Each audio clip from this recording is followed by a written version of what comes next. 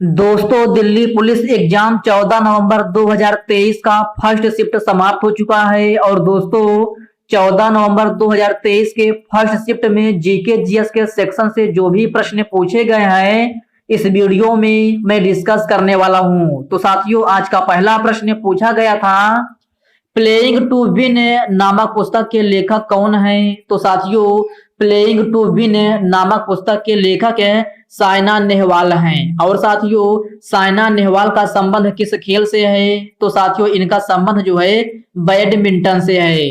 Next question है, बहमनी साम्राज्य की स्थापना के समय दिल्ली का सुल्तान कौन था? तो साथियों, आपसे पूछा गया था, बहमनी साम्राज्य की स्थापना के समय दिल्ली का सुल्तान कौन था? तो साथियों, यह मोहम्मद बिन तुगलक था। ओके फ्रेंड्स, नेक्स्ट क्वेश्चन है, चौथा खेलो इंडिया यूथ गेम्स 2022 का आयोजन भारत के किस राज्य में हुआ था? तो साथियों, चौथा खेलो इंडिया यूथ गेम्स 2022 का आयोजन जो है मध्य प्रदेश में हुआ था। कहाँ? मध्य प्रदेश में। ओके फ्रेंड्स, इसको आप याद रखिएगा। यह भी प्रश्न जो है आज के फर्स्ट शिफ्ट में पूछा गया प्रश्न है।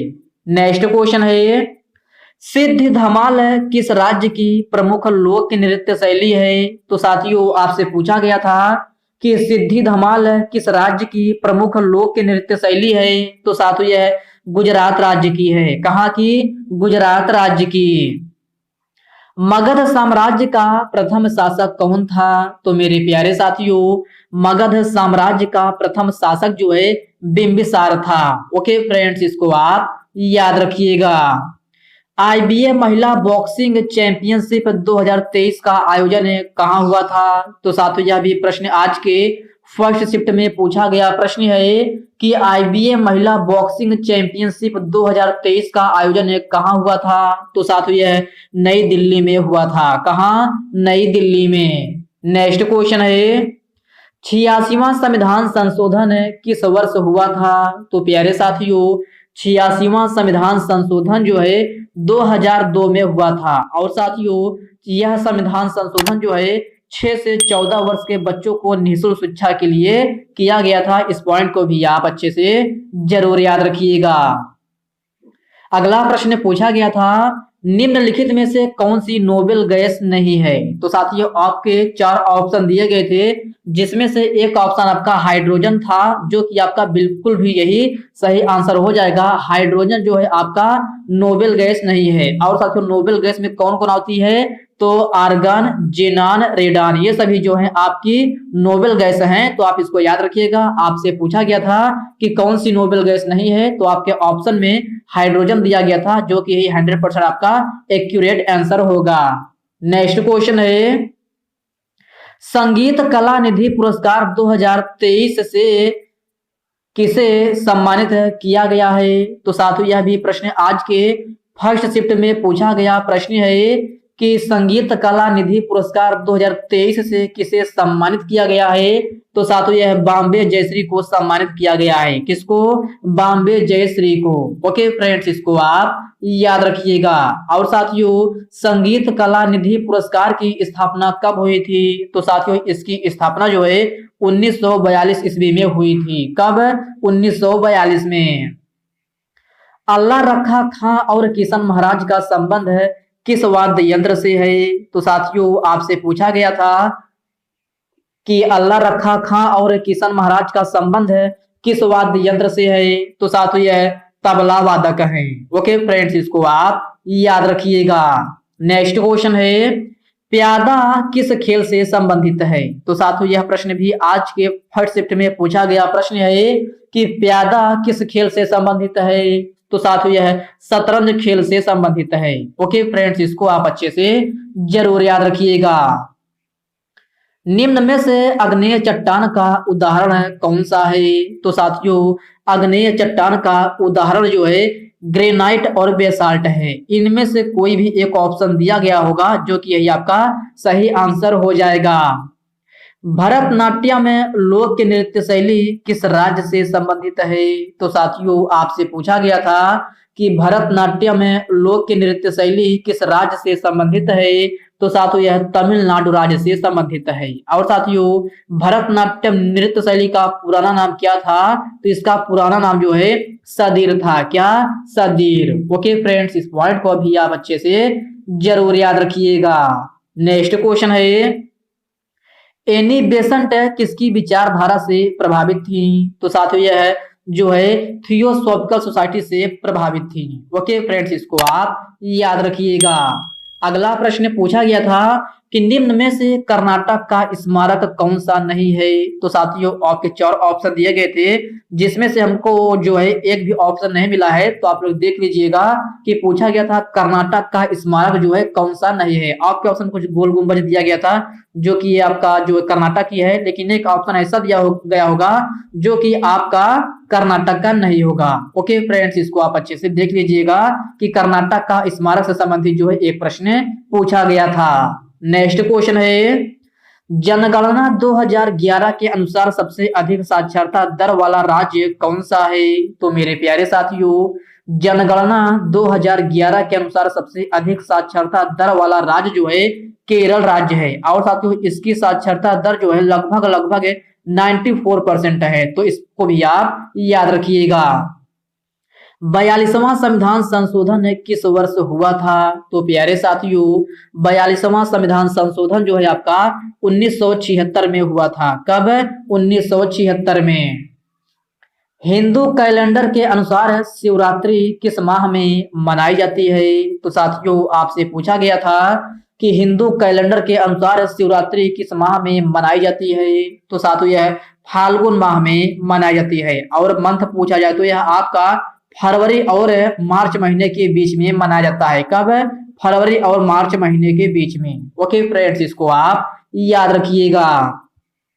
अनंत आर कृष्णन का संबंध किस वाद्य यंत्र से है? तो साथियों अनंत आर कृष्णन का संबंध जो है मृंगदम वाद्य यंत्र से है। ओके फ्रेंड्स, नेक्स्ट क्वेश्चन है, एलिस वंडरलैंड नामक पुस्तक के लेखक कौन है? तो साथियों आपसे पूछा गया था कि एलिस वंडरलैंड नामक पुस्तक के लेखक कौन है? तो साथियों यह सर लुइस कोरल है। कौन?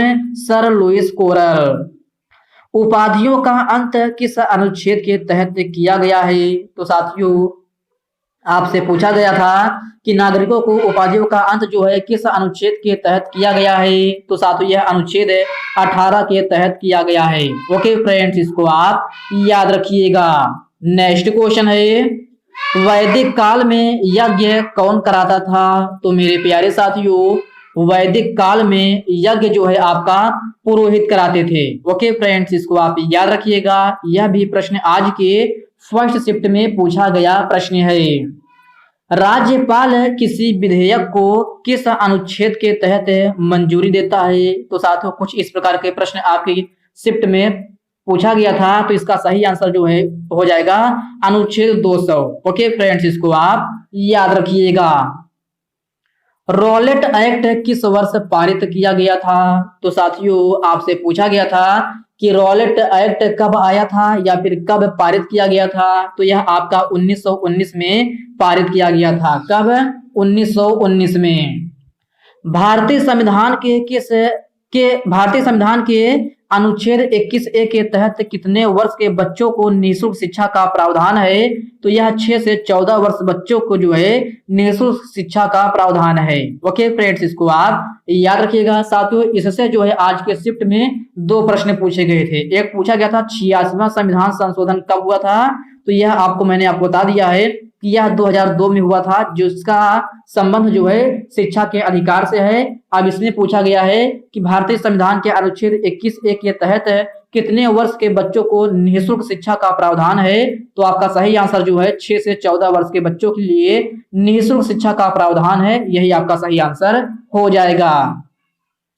उत्तर प्रदेश की निर्वाह फसल कौन सी है? तो साथियों आपसे पूछा गया था कि उत्तर प्रदेश की निर्वाह फसल कौन सी है? तो साथियों यह धान है। साथियों थोड़ा आप लोग कमेंट बॉक्स में कमेंट करके बताइएगा कि धान के अलावा गेहूं भी दिया गया था या फिर कौन कौन से ऑप्शन दिए गए थे। तो आप लोग इसका आंसर थोड़ा से इसका ऑप्शन हमें कमेंट बॉक्स में कमेंट करके बताइएगा। और आप लोग आंसर क्या करके आए इसका भी आंसर आप हमें कमेंट बॉक्स में कमेंट करके जरूर बता दीजिएगा। रेहला पुस्तक है किस भाषा में लिखी गई है? तो साथियों रेहला पुस्तक जो है आपकी अरबी भाषा में लिखी गई है। और साथियों रेहला पुस्तक के लेखक कौन है? तो साथियों यह इब्न बतूता है। कौन है? Ibn Battuta. Okay friends, next question है, पहली पंचवर्षीय योजना की शुरुआत कब हुई थी? तो साथियों आपसे पूछा गया था कि पहली पंचवर्षीय योजना की शुरुआत कब हुई थी? तो साथियों यह 1951 ईस्वी में हुई थी। कब?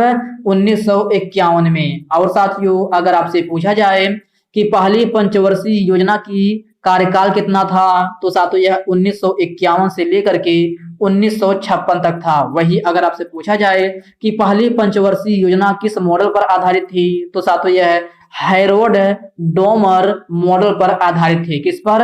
हैरोल्ड डोमर मॉडल पर आधारित थी। ओके फ्रेंड्स, इसको आप जरूर याद रखिएगा। G20 2024 का आयोजन कहां पर होगा? तो साथियों यह भी प्रश्न आज के फर्स्ट शिफ्ट में पूछा गया प्रश्न है कि G20 2024 का आयोजन कहां पर होगा? तो मेरे प्यारे साथियों यह आपका ब्राजील में होगा। कहां? ब्राजील में। रविंद्रनाथ टैगोर जी ने नाइटहुड की उपाधि को क्यों त्याग किया था? तो साथियों ये प्रश्न आपसे पूछा गया था, जिसका सही आंसर जो है जलियांवाला बाग हत्याकांड के विरोध में इन्होंने नाइटहुड की उपाधि को त्यागा था। तो आप इसको जरूर याद रखिएगा। फॉरवर्ड ब्लॉक की स्थापना किस वर्ष हुई थी? तो मेरे प्यारे साथियों फॉरवर्ड ब्लॉक की स्थापना 1939 में हुई थी। कब? 1939 में। और साथियों इस प्रश्न को मैंने आपको प्रैक्टिस सेट में कराया भी था। तो ये प्रश्न आज जो है आज आपके फर्स्ट शिफ्ट में यह प्रश्न आज आपसे पूछ लिया गया है। तो साथियों वही अगर आपसे पूछा जाए कि फॉरवर्ड ब्लॉक की स्थापना किसने की थी? तो यह सुभाष चंद्र बोस ने की थी। किसने? सुभाष चंद्र बोस ने। ओके फ्रेंड्स, इसको आप याद रखिएगा। हो सकता है यह भी प्रश्न आपके अगले शिफ्ट में पूछा जा सकता है। वर्ष 2021 के टोक्यो ओलंपिक में भारत के लिए पहला मेडल किसने जीता था? तो साथियों आपसे पूछा गया था कि वर्ष 2021 के लिए टोक्यो ओलंपिक में भारत के लिए पहला मेडल किसने जीता था? तो यह मीराबाई चानू ने जीता था। किसने? मीराबाई चानू ने। और साथियों मीराबाई चानू का संबंध किस खेल से है? तो इनका संबंध जो है भारोत्तोलन से है। किससे? भारोत्तोलन से। और साथियों मीराबाई चानू किस राज्य की हैं? तो यह मणिपुर की हैं। कहाँ की? मणिपुर की। ओके फ्रेंड्स, इन पॉइंट को आप अच्छे से जरूर याद रखिएगा। ताज महोत्सव भारत के किस राज्य में मनाया जाता है? तो साथियों आपसे पूछा गया था कि ताज महोत्सव भारत के किस राज्य में मनाया जाता है? तो साथियों यह उत्तर प्रदेश में मनाया जाता है। कहाँ? उत्तर प्रदेश के आगरा में। नेक्स्ट क्वेश्चन है, मगध साम्राज्य का प्रथम वंश कौन सा है? तो साथियों मगध साम्राज्य का प्रथम वंश जो है हर्यक वंश है। और साथियों हर्यक वंश की राजधानी क्या थी? तो हर्यक वंश की राजधानी जो है गृहव्रज थी। क्या? गृहव्रज, या फिर इसे राजगिरी भी कहते हैं। तो आप लोग कंफ्यूज नहीं होइएगा। नेक्स्ट क्वेश्चन है, MS एक्सेल में रो को सिलेक्ट करने की शॉर्टकट की क्या होती है? तो साथियों MS एक्सेल में रो को सिलेक्ट करने की शॉर्टकट की जो है शिफ्ट प्लस स्पेस बार होता है। क्या? Shift plus space bar. Okay friends, इसको आप याद रखिएगा। और साथियों कंप्यूटर में एक प्रश्न और पूछा गया था कि बैक स्पेस बटन का प्रयोग किसके लिए किया जाता है? तो ये आपको जो है बाएं ओर से एक अक्षर को हटाने के लिए किया जाता है। तो इस प्रश्न को मैंने टाइप नहीं किया है, तो आप लोग सुन लीजिए कि कंप्यूटर में जो है बैक स्पेस से एक प्रश्न पूछा गया था और एक प्रश्न पूछा गया था control plus shift plus greater than का चिन्ह लगाकर इसका प्रयोग कहाँ किया जाता है। तो कुछ इस प्रकार के कंप्यूटर में प्रश्न पूछे गए थे, लेकिन इस वीडियो में मैंने आपको जो है टाइप नहीं किया है, तो आप लोग देख लीजिएगा। तो साथियों आज के हमें फर्स्ट शिफ्ट में कुल मिलाकर के 35 से 36 ही क्वेश्चन मिल पाए हैं, जो कि मैंने एकदम ऑथेंटिक क्वेश्चन के साथ आपको एनालिसिस करा दिया है। तो साथियों अगर आपको फर्स्ट शिफ्ट का कोई भी प्रश्न याद हो तो आप लोग कमेंट बॉक्स में कमेंट करके उन प्रश्नों को हमें जरूर बताइएगा। तो साथियों आज के इस वीडियो में बस इतने ही प्रश्न हैं। साथियों यह वीडियो आप कैसी लगी आप कमेंट बॉक्स में कमेंट करके जरूर बताइएगा, और यह वीडियो आपके लिए थोड़ा हेल्पफुल लगा हो तो इस वीडियो को लाइक कर दीजिए, अपने साथियों के साथ शेयर कीजिए, और अभी तक आप चैनल को सब्सक्राइब नहीं किए हैं तो आप जो है चैनल को सब्सक्राइब करके बेल आइकन को जरूर से जरूर प्रेस कर लीजिएगा। तो चलिए साथियों इसी के साथ हम मिलते हैं किसी अगली एनालिसिस की क्लास में, तब तक के लिए जय हिंद दोस्तों।